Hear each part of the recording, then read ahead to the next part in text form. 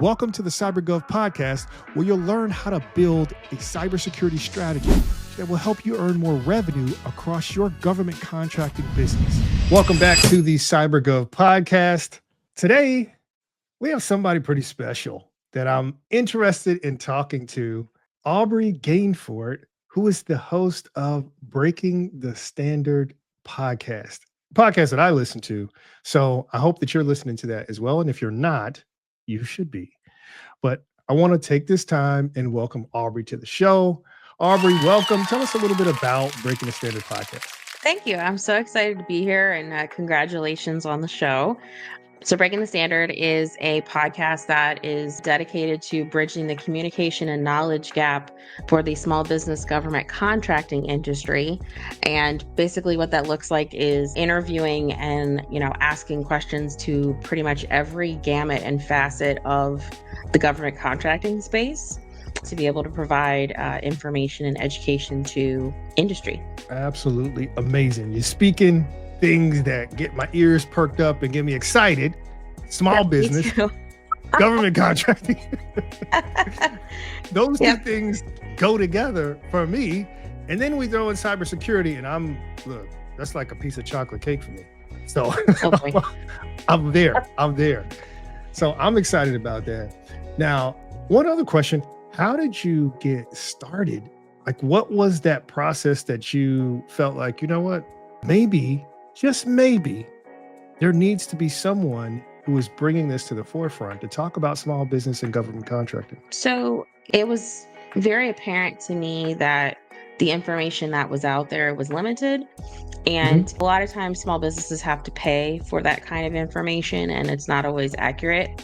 And small businesses don't have a lot of resources when they start out anyway. So you need every dollar. And so if you're paying for information that's inaccurate and isn't going to help you, well, that's, a double whammy. So I thought it would be really beneficial to just have that available, because if they have the education and the information, then they can make their own educated decision whether they want to go after something or not. And I have learned so much in the process as well and met tons of fascinating people. But I think it's just having it be available for free. And then whatever they choose to do with it is their decision. But I saw that it was a missing. And that's basically how the show came out of that. Excellent insight there. Excellent insight and forward thinking to really see that that's missing, create the space and provide that to everybody. Another reason to listen to that podcast. The other thing I was thinking about in this particular time, I think that podcast, as well as this one, will be instrumental for folks who are accidental entrepreneurs. Because I know a lot of them that, may be in a position where, hey, things don't look the way that I want it to look, either in the government space as a government contractor, or even in a corporate world where they're like, you know what, maybe I'm just going to take a break from this and try this entrepreneur journey. So thank you for doing that. I really appreciate that, because there's great information and some great guests on there too. So really appreciate that. I've gotten really lucky, and the people that have been on, I learned so much from them. I ask a lot of the questions because I think that they would be interesting, and thankfully they've been interesting to other people that end up listening to the show. But I'm always asking for, what do you want to hear and what's currently happening or what's something you're dealing with, because, I ultimately want it to be beneficial and helpful. So thank you. It's always nice to talk to people that actually listen to the show. So. Yes, absolutely. And to get your flowers while you're on another show. Exactly. So that's important too, because usually you're the one asking the questions. So I am. Yeah, so we talked about small business, right? You mentioned small business, government contracting. And I said the cyber piece is what gets me excited here. From your perspective, I want to know, when I say cyber, we're talking government contracting. And when I say cyber, what's the first thing that comes to your mind? Oh boy. So a couple things come to mind. The first thing that comes to mind is opportunity, because, I feel like it's something that's needed if you want to work in that space. The other thing that comes to mind is things that I know nothing about. Like I know the general idea of what cyber security is, but if you were to ask me, or like a company was to ask me, like, what does that look like in terms of being able to have my business work in the government space, I would be like, I have no idea, you know? So, I mean, but I know it's something that's necessary in order to ensure that you can, go after opportunities. But my first response would probably be, I know it's a really big thing right now, but I have no idea what it actually like enlists. And so I'm really glad that you're asking this question, because full disclosure, when I first met Romeo, I was like, I am not a technical person at all. And he was like, that's okay. That's great. Because I don't know anything about it, but I'm always interested to learn more. So I'm hoping you'll enlighten me and explain a little bit more about what cyber actually entails. Absolutely. Of course. But I'm a little surprised by your answer, but I love it. And I'll tell you why I'm surprised. You said opportunity. That word in itself, for me, I think has a positive, a positive light on cybersecurity. I absolutely love it. And the reason I say that, and it caught me off guard, is because lots of times for a small business or government contractor, if they're not in the business of providing IT services or cybersecurity services, the word cyber is like, it's a hassle. It's something I gotta do. I don't even want to do this. It's like I have to do this just to check the box, to make sure that I can be in the field and actually get contracts or be competitive. So your answer in opportunities, that is perfect. I love it. So in our space, when I think about just the word cyber, it's not a fear for me.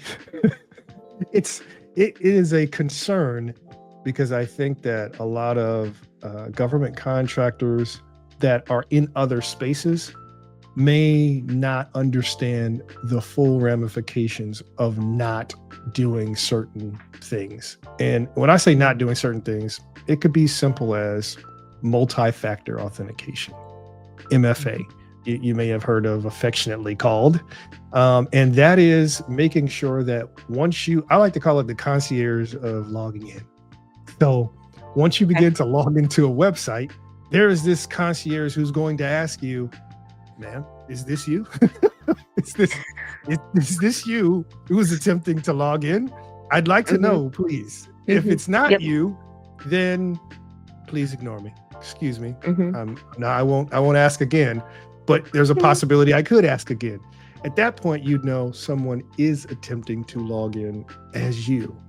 But that in itself would give you a pretty good peace of mind around your account. So that would probably be the one thing that I'd recommend for small businesses and government contractors to secure their specific accounts. That's just a small piece. There's tons more of security controls out there that we will not explore today. That is not what we're here for, but there's tons more. Yeah. No, that makes sense though. Like when you're logging into something and then they send you like a key or like a code, and it's like, or if you're on a new device, like that happened to me yesterday. It was like, is this you? And I said, yes, this is me, because I forgot that I usually log in on my cell phone, and I went to go log in on my iPad, and it didn't recognize the device. And I didn't even think about the fact that because it's mine, it doesn't matter. It's a different device. And so it required me to do that. But I'm happy that I caught you off guard, but I'm surprised, but I will explain a little bit why I think it's an opportunity, because since it's such a big thing that's needed, that's not going to go away, kind of like a lot of different IT pieces. I think it gives small businesses an opportunity to not only learn and educate themselves, but if they're in that field, then they can really connect and network with other companies or sub for someone, but be able to like expand on that and then be able to build and move up the chain, because there's IT in everything. And so it just depends on how much of that you want to use, and I'm not saying if you're like a gardening company that you use IT. I am not saying that.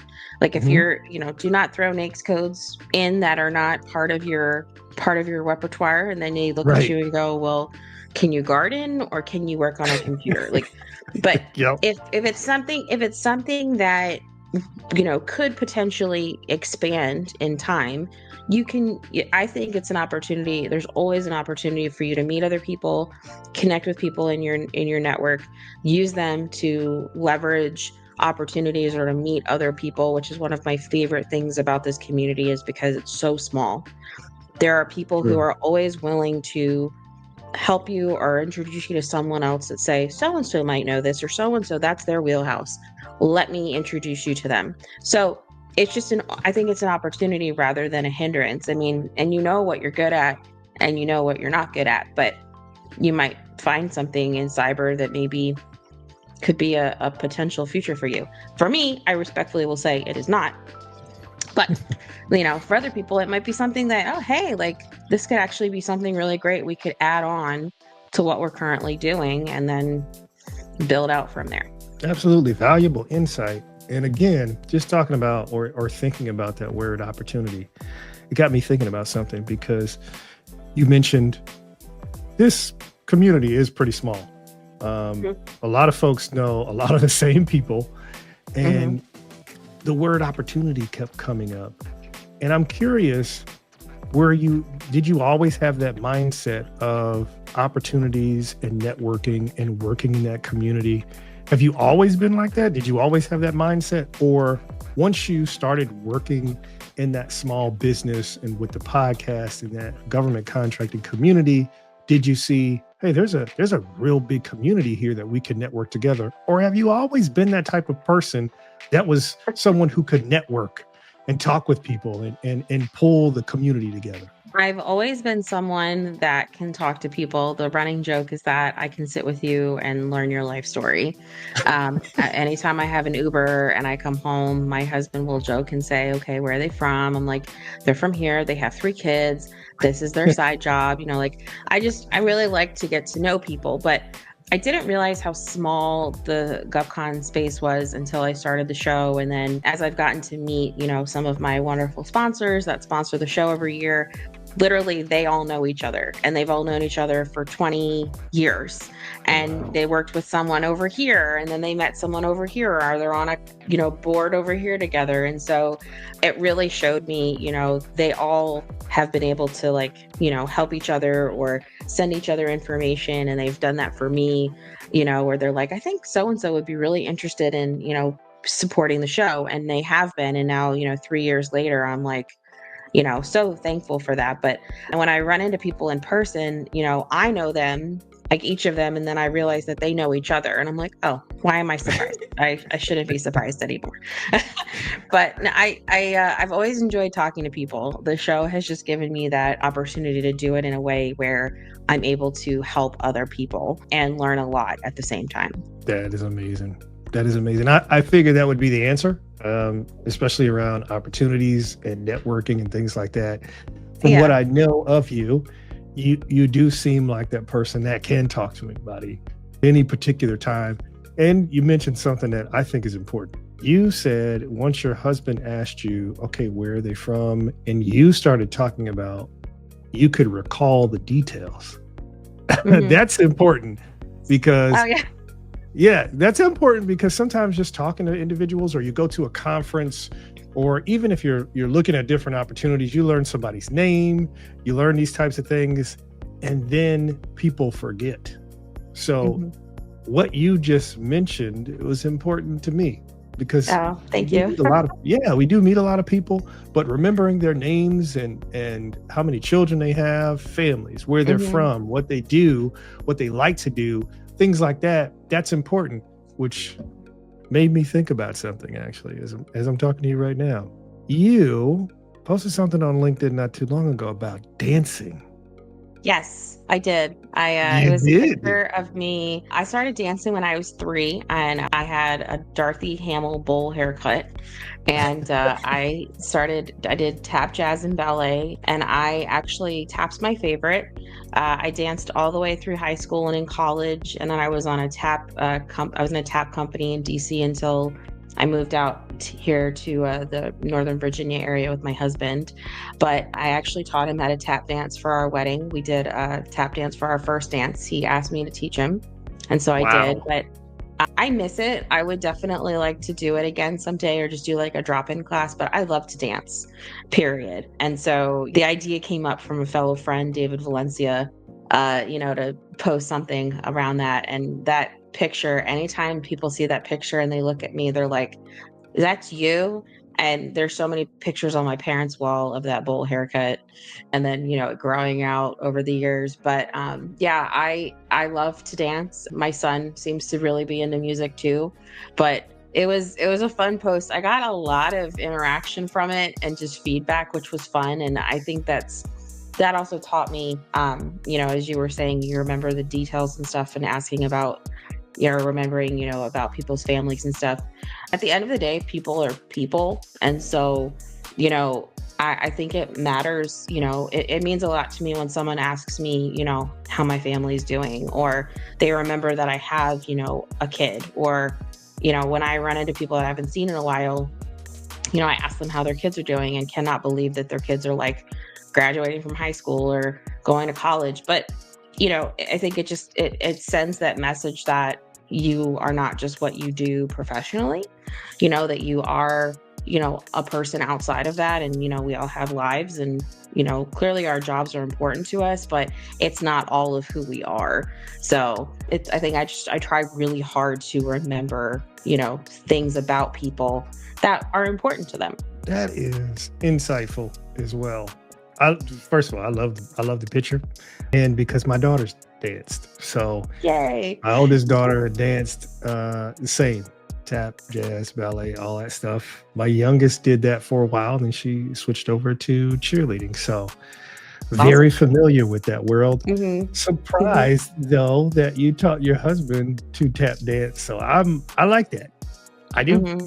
I like that. Yeah, That's we didn't tell anybody. We told our wedding planner and the DJ. So everyone's reaction was pretty priceless. My sister, who also danced, started bawling her eyes out because she knew what it meant to learn how to do that, for me to teach someone who had never tap danced in their life. And then my mom was like jaw dropped on the floor. But then the even bigger thing was my 2 teachers that taught me from when I was 3 were actually at my wedding. And so they watched us tap dance, and they were like, get out of here. Like, they couldn't believe it. So it was fun. It was a lot of fun. I recommend it if you want to do it, but just be patient with your partner if you're going to teach them how to do something like that.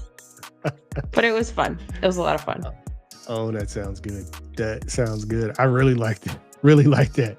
Would love to see the video of that. I'd love to see that video. I have it somewhere. I also think we maybe had to take it down at some point and change it because of the music, because we danced to the songs, and then they said you don't have the rights to this music or whatever. But Gotcha. yeah, we slow danced, and then the DJ like kind of transitioned it into the song. And because my dress was so long, you couldn't tell I was wearing tap shoes, but you could tell immediately with my husband. And so a couple of our friends were like, he's wearing tap shoes. He's wearing tap shoes. So they were like, it was funny. But I'll try to see if I can find it and share it with you. Please do. Please do. I'd love to see that. Even in that conversation, you mentioned a couple other things that I do think are important. Even on this journey as small business owners in the government contracting space, when you're talking about cybersecurity and meeting people, they are people. They're human. Mm-hmm. And so often I think we identify with what we do versus who we are, because especially in this area, Northern Virginia, it is the same question. Hey, how you doing? What do you do? That is like the first thing that comes up. People, depending on what you do and how close you are to either different businesses or the government, it perks up their interest. So thank you for highlighting, look, we're still all human. Doesn't matter what you do. It is about establishing meaningful connections. So, and unfortunately, that's the thing. Establishing those meaningful connections in cybersecurity sometimes is a little tough. I can tell you from my perspective, because at different times, I'm a little paranoid because that is what attackers, especially in our space, will use against you, right? In phishing emails and trying to make themselves sound more credible. Like, hey, it's me, Aubrey. Don't you remember me from dance class? So those types of things, it's very difficult. Yeah, it's difficult. So after this episode, be on the lookout. I don't think anybody from our audience is doing that. I'll be like, hello? No, I'm really funny about that. Like, I'll get a text message and I'm like, who is this? And they say so-and-so, and I'm like, nope. But it's the calling most of the time. Like I get, and they'll get me if they use the area code from where I grew up in New Jersey, because I think it's someone from home. But most of the time I try to catch it. But that's a good point too. I never thought about that, people, need to be alert about, things that might be well known about you that people can use versus something that's super specific that only your friends or people you work with or your business partner would know, because that seems to be happening a lot more these days, which is unfortunate. It is. It's happening a lot. I know when I first got started in this business, 2018, and 2018, you around that time, pre-COVID, you're trying to get everything squared away as an entrepreneur. You get in SAM, you do these types of things. And I was like, oh, I'm ready. I'm ready to partner with somebody. I'm ready to do these things. And I ended up it was like a training course that talked about procurement. And there was somebody else in there with me. Shortly after that class, I got an email from that person saying, hey, we have this contract that we'd love for you to take a look at. Maybe we can team and partner together. Can you send over your information? I was thinking, this is great. This is going to be a wonderful partnership. And there's something that I've always done when these things happen. I picked up the phone and I called her. Picked up the phone and I said, hey, I'm just, I'm glad that you were thinking of me and you sent this over so we can partner together. And she said, what are you talking about? I was like, didn't you just email me? She's like, I did not email you at all. I was like, we got a much larger. Yeah. I was like, we got a much larger problem because someone is definitely impersonating you. And they know that we have had a conversation about these things. So from a government contracting perspective, being able to put the pieces of the puzzle together that one, this is the types of things that I look at. Two, I had been talking to this person and this person had been talking to me, and we were both in a class and they had the history that said, hey, we were in class together. Maybe we can do some work together. That part hit home for me because I was like, that's a little scary in terms of, all of these things and you specifically targeted me. So if I would have just sent that information over, we would have been going back and forth. So I'll say that to the audience and everybody else, we email so much. It's very easy just to pick up the phone, call. And she said, no, that is not me. I said, okay. And we had to do some investigation there, which wow. We had to do some investigation there. So I'll say, be careful. I'm not saying don't share information out there, but just make sure you know who you're talking to once you start to release more information. So just something for our audience there. No, that's a really good point. Wow. Yeah, definitely a learning lesson for me in this space. and I'm in cyber, so I was thinking, exactly. I almost got. So, oh man, this would have been it for me. So good. I do have one last question for you, Aubrey, as we kind of talk about a few things. So, in this industry, and when I say industry, I'm not just talking cybersecurity. I'm talking small business, government contracting. It is stressful. it can be stressful and it can overwhelm you to the point where it becomes paralyzing. Like there's so many things to do that it's almost paralysis, like you don't do anything. So what do you do, or what steps do you take to prevent burnout? One of the things that I do, and I need to keep doing it, is just finding something in terms of movement, whether it's, exercise like walking or the elliptical, or, a Peloton bike at home. That's always been really helpful for me. Reading, because, it just kind of, for me, it's a reset for my brain. And honestly, I'm lucky that working on stuff for the show to me is fun. So I would say finding something that's fun, because, especially right now, things are changing all the time. And so everyone is probably, either stressed or nervous, anxious, uncertain. Things are just very much topsy-turvy. And stress can do a lot of horrible things to us, and unfortunately, we've all been there. So it's finding something that you enjoy doing, and whatever that is, just doing it. So for me, it's working on stuff for the show, because I get to nerd out, and then movement and being able to read. So those are probably the top three things for me. Top three. Love it. Especially the move part that resonates with me.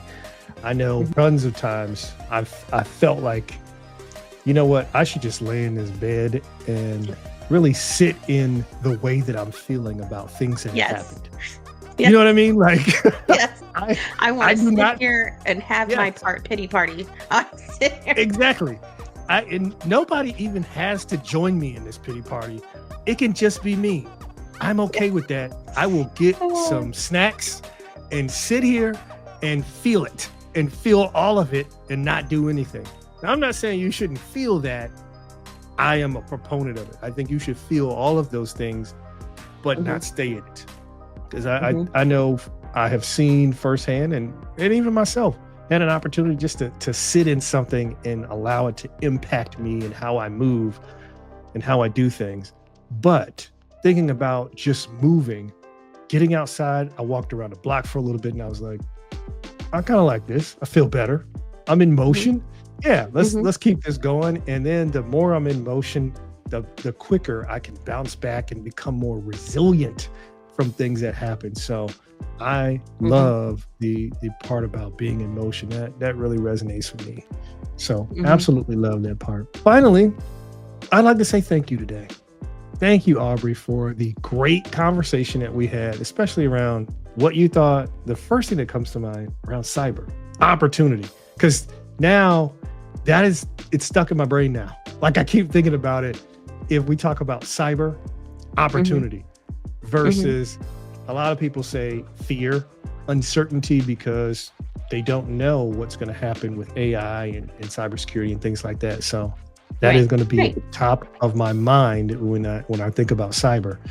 Secondly, just sharing your journey and how you got to the show and things like that. So I'm always interested in hearing about how it came about. So thank you for enlightening us with that. Excuse me. Enlightening us with that, in addition to talking about your top 3 things of preventing burnout.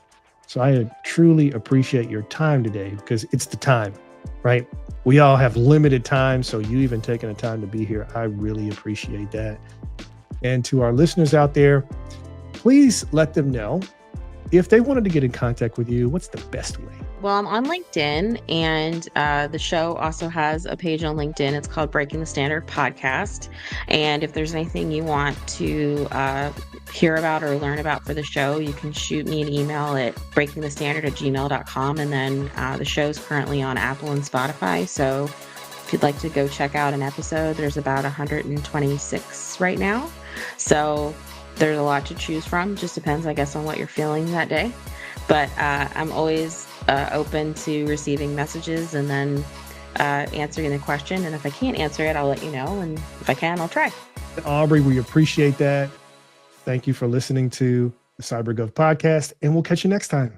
Thank you. Bye. Come listen to us on YouTube, LinkedIn, or your favorite podcasting app.